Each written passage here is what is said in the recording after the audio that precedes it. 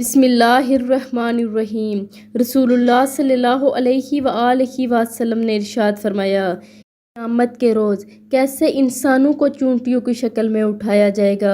हज़रत जाबिर रज़ी अल्लाह ताला अन्हो नबी करीम सल्लल्लाहु अलैहि वआलैहि वसल्लम से रिवायत करते हैं कि रसूलुल्लाह सल्लल्लाहु अलैहि वआलैहि वसल्लम ने इरशाद फरमाया, क़यामत के रोज़ खुदा कुछ लोगों को चूंटियों की शक्ल में उठाएगा।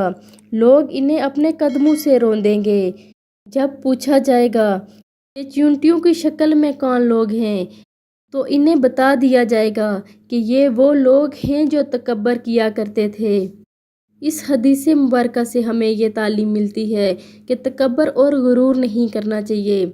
अल्लाह पाक हमें हर एक ऐसी बुराई से महफूज फरमाए। और आप लोगों ने इस वीडियो को आगे लाजमी शेयर भी करना है। जज़ाकल्लाह खैर।